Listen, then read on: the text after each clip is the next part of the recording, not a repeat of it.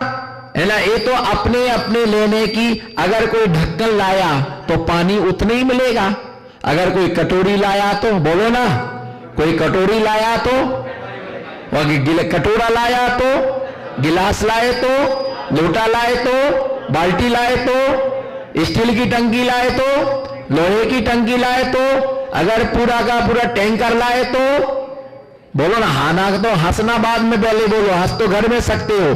Tanker लाए तो, हाँ, जितना तुम लेकर के आए हो, जितना तुम लेकर के आए उतना भर करके लेकर के जाओगे। और कुछ नहीं लाए तो रूमाल देना दीदी, रूमाल देना दीदी, रूमाल देना। और दीदी का रूमाल तो जीजा जी ने पहले ही ले लिया, हमारे पास कुछ नहीं है, तो भैया लाओगे तो भर के लेकर के जाओगे। एक तो मैदान में पहुंच गए, सामने से शत्रु आ रहा, अरे तलवार ही नहीं लाए तो तुमको खबर नहीं पड़ी कि हम मैदान में जा रहे। अब क्या करो, अब घुटना टेक करके साष्टांग उसकी आधीनता स्वीकार कर लो। न कुत्ते की मौत क्या होना है, मरना पड़ेगा। ध्यान रख करके चलना, मेरे मंदिर मेरी विधि, इन सब चीजों पर किसी की बापोती, ये सबके लिए होता है। बस जहां पर ऐसा अहंकार का भाव होता है वहां सम्यक दूषित होता है।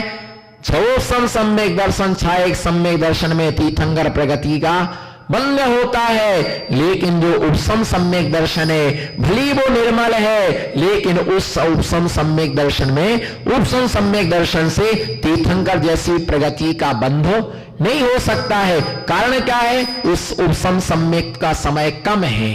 क्या है, उपसम सम्यक का समय कम है, और उसमें 16 कारण भावनाओं को भाना संभव नहीं है। उसमें 16 कारण भावना को भाना संभव नहीं है, इसलिए तीर्थंकर जैसी महान प्रगति का उसमें बंध नहीं हो सकता है। उसमें तीर्थंकर जैसी महान प्रगति का उसमें बंध नहीं हो सकता है। उसका काल बहुत कम है। क्या है, उसका जो काल है, उसका जो काल है, उसका जो काल है वो काल बिल्कुल कम है। बिल्कुल काल कम होने के कारण से उसमें तीर्थंकर प्रगति का बंध संभव नहीं है। अंतर्मूर्त उसका काल है। कौन से सम्यक का, उपसम सम्यक का काल अंतर्मूर्त है। अंतर्मूर्त के बाद नियम से जीव मिथ्यात्व में चला जाता। कहां चला जाता है, छूट जाता है। अंतर्मूर्त में नियम से वो सम्यक छूटा है। उसने सिर्फ इतना काम किया कि अनादि मिथ्या दृष्टि को सादी मिथ्या दृष्टि बना दिया। तो ऐसे दो सम्यक में तीर्थंकर प्रगति का बंध होता है। सबसे पहली भावना दर्शन विशुद्धि, बोलो सबसे पहली भावना। दूसरे का नाम क्या है, विनय संपन्नता। तीसरे भावना का नाम क्या है, शील व्रतेश अनतिचार। क्या है, शील व्रतेश अनतिचार। शील व्रतेश अनतिचार का मतलब यह होता है कि 7 शीलों का निरतिचार पालन करना। वो 7 शील जो है, वो 7 शील जो है, वो 7 शील 3 गुणव्रत 4 शिक्षा व्रत। इस श्रावक के कितने शील व्रत हैं, 7। कौन कौन से, 3 गुणव्रत 4 शिक्षा व्रत। तो 3 गुणव्रतों के विषय में यहां चलेगा दिग्व्रत, देशव्रत, अनर्थ दंड त्याग व्रत। क्या है, दिग्व्रत, देशव्रत, अनर्थ दंड त्याग व्रत। तो दिग्व्रत में क्या होता है, 10 दिशाओं में आने जाने की सीमा बनाना। क्या, 10 दिशाओं में 10 दिशा कौन कौन सी है, 10 दिशा कौन कौन सी है। गाय की पूंछ, अगर गाय का मुख पूरब में है तो उसकी पूंछ कौन सी दिशा में होगी, पश्चिम में। बहुत विद्वान लोग हैं, अगर गाय का मुख पूरब में है तो उसकी पूंछ कहां होगी, पश्चिम दिशा में होगी। किराए के टट्टू, किराए के टट्टू ऐसे ही है, कब किस समय क्या बढ़ जाए। जब ये प्रश्न पूछा था तभी किराए का टट्टू आया नहीं था। जब ये प्रश्न पूछा था ये किराए का टट्टू आया नहीं था।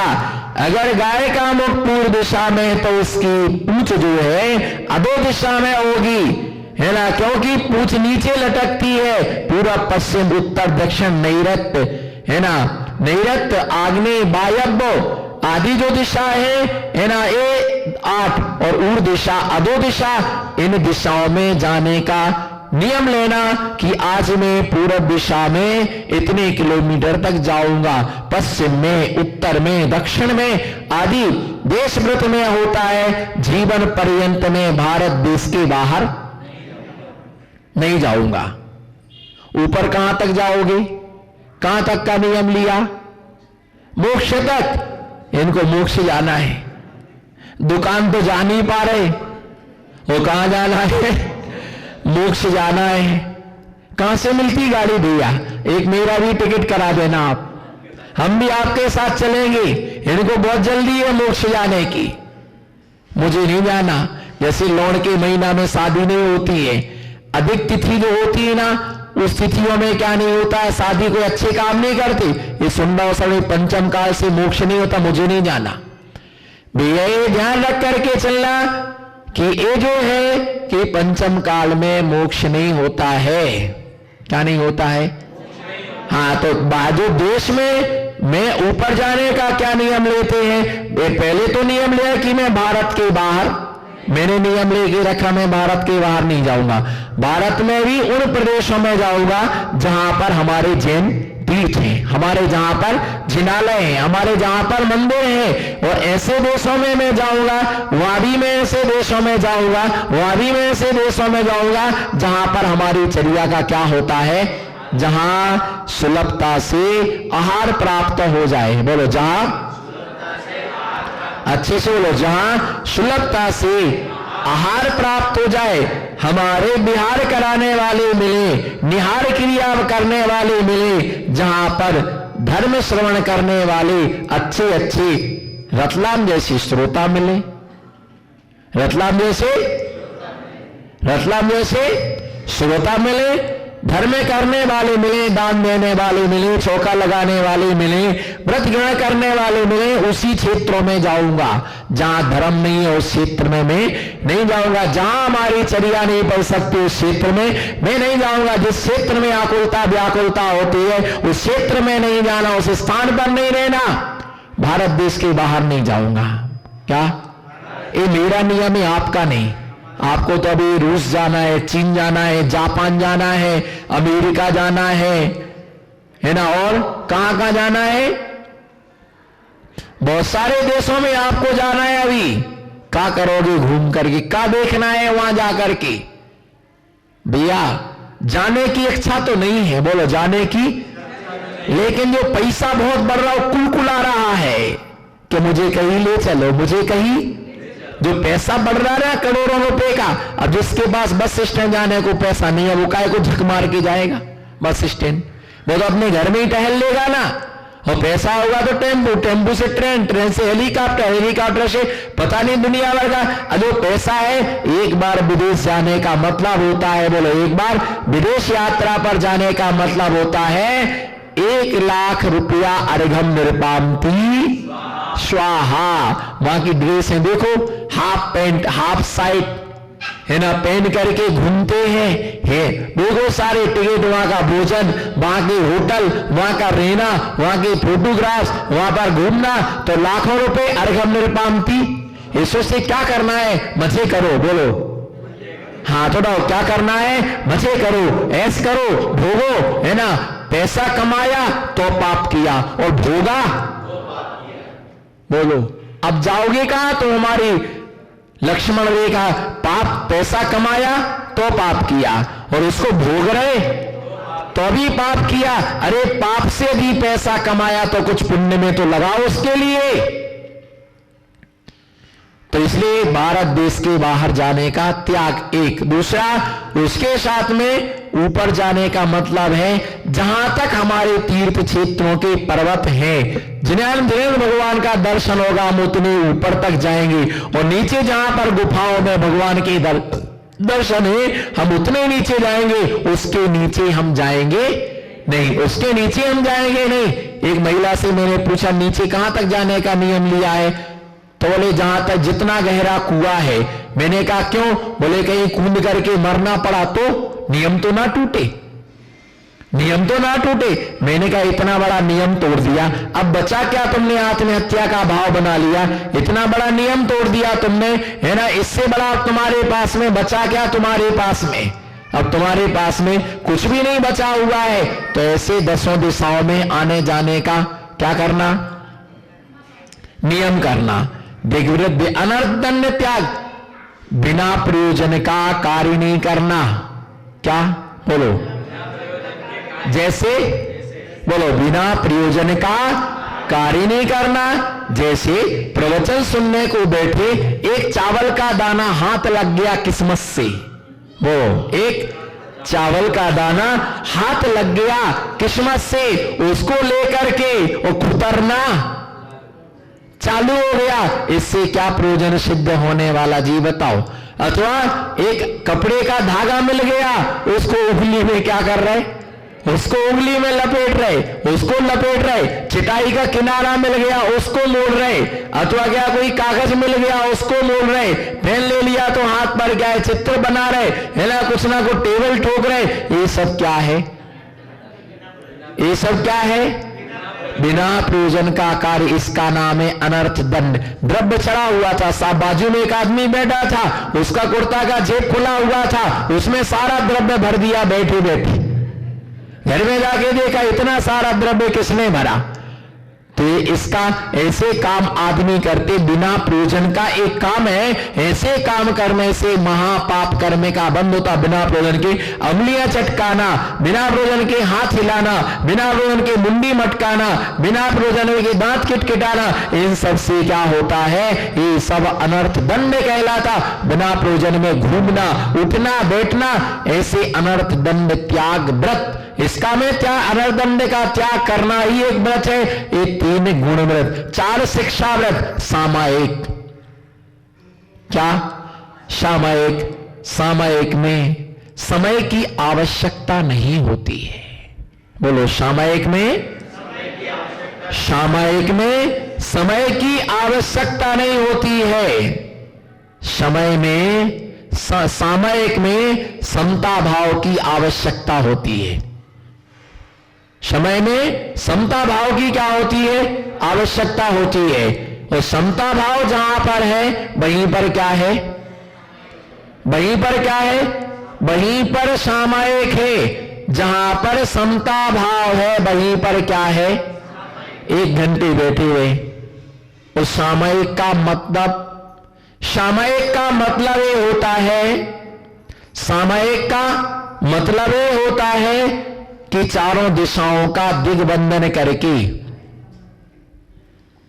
चारों दिशाओं का दिग्बंधन करके और एक अंतर मूर्त के लिए सर्व सावधियों का त्याग करना, इसका नाम क्या है? इसका नाम क्या है? 45 मिनट से कम समय की सामायिक नहीं होती है। कितने समय की? 45 मिनट से कम समय की सामायिक नहीं होती। इतने समय तक क्या करना? इतने समय तक सामायिक करना। एक माला फेरने, माला फेरना अलग है। बोलो, माला फेरना अलग है, सामायिक करना अलग है। नमोकार मंत्र को जपना, क्या अंतर है तीनों में? नमो अरिहंतारम, नमो सिद्धारम, नमो आयरियारम, नमो अज्जारम, नमो लोए शब्द शाहुरम। इसका मतलब क्या है? इसका मतलब क्या है? इसका मतलब ये है, इसका मतलब ये है कि ये नमोकार मंत्र पढ़ना। ये क्या है? नमोकार मंत्र, इसका नाम है नमोकार मंत्र पढ़ना। और नमोकार मंत्र पढ़ना, इसका नाम नमोकार मंत्र पढ़ना। और माला फेरने का मतलब, एक माला ली और माला फेरने का कुछ कुछ चीजें ऐसी हैं पता ही नहीं कहां से। जैसे ये माला फेरते तो सम्यक दर्शनाय नमः, सम्यक ज्ञानाय नमः, सम्यक चारित्राय नमः। उसके बाद नमोकार मंत्र को जपना हम क्या करते हैं? तो 108 बार जब हम जप लेते हैं तो ये क्या होती? एक माला। कितने की होती? अब माला कई की फेरना श्रावक के लिए? बोलो, कई की माला फेरना श्रावक के लिए है? बोलो, जो मिल जाए। जो माला मिल जाए मंदिर में, वो माला कांच की, प्लास्टिक की, चंदन की, रुद्राक्ष की, जो भी माला मिल गई उसको जपना, उसको जपना क्या कर दिया? उसको जपना प्रारंभ कर दिया, उसके लिए जपना प्रारंभ कर दिया। नहीं, श्रावक के लिए। किसके लिए? गृहस्थ श्रावक के लिए।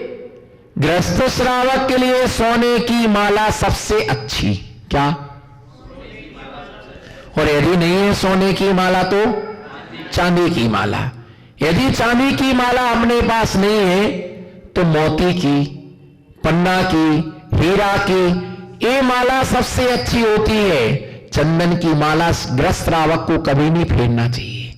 जैसे चंदन सूखता जाता है वैसे ही उसकी धन संपत्ति सूखती चली जाती है।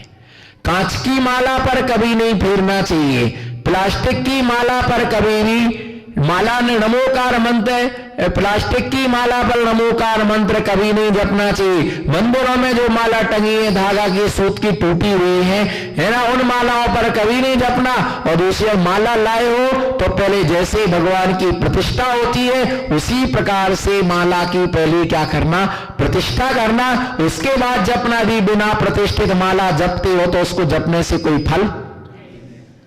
प्रतिष्ठा की विधि जो है, प्रतिष्ठा की विधि जो है, भगवान की शांति धारा होती है, उसके पीठ के पीछे, उस पीठ के पीछे माला को रखना। शांति मंत्र का जाप हो जाने के, उसके अभिषेक हो जाने के बाद एक प्लेट में स्वस्ति बनाना, उसमें माला रखना, उसका मंत्र प्रतिष्ठा करने का, उस पर एक एक लौंग को क्या करना? छेपण करना, है ना। वो प्रतिष्ठा हो, वो माला क्या है? प्रतिष्ठित है। ऐसी माला उत्तम। जिसके लिए क्रोध ज्यादा आता है उसे लाल माला कभी नहीं फेरना। क्या? जिसे क्रोध ज्यादा आता है उसे लाल कलर की माला कभी नहीं फेरना चाहिए। जिसके परिणामों में कलुषता रहती है उसे काले कलर की माला कभी नहीं फेरना चाहिए। ये मालाओं का विधि विधान है। और यदि कोई माला नहीं है तो सबसे अच्छा अपने हाथ पर क्या कर लेना? हाथ पर नमोकार मंत्र जप लेना। हाथ पर भी नमोकार महामंत्र के लिए जपा जा सकता है, हाथों पर भी नमोकार मंत्र जपा जा सकता है। ये ध्यान रख करके चलो कि माला हो, सही हो। संयम के उपकरण, धर्म के उपकरण अच्छे होना चाहिए। जैसे पूजन की जिनवाणी सही हो, आसन सही हो, हमारे पूजन के बर्तन अच्छे हो, सारी वस्तु हमारी व्यवस्थित होना। जैसा द्रव्य होता है वैसा हमारा आत्मा का, बोलो, जैसा द्रव्य होता है वैसा हमारा आत्मा का, आत्मा का हमारा क्या होता है? भाव होता है। और धर्म इतना करते, इतना धर्म करते और इतनी कसाय करते, इतनी कसाय करते, जिसको देखो उसको बद्दुआएं देती। और कहीं लौट के वो बद्दुआएं तुमको ही लग गई तो?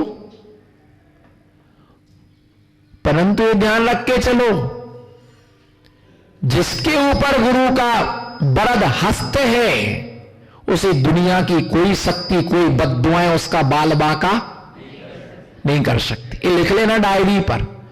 जिसके ऊपर गुरु का वरद हस्त है उसे लाख जतन करो, कोई झूठा साबित नहीं कर सकता है।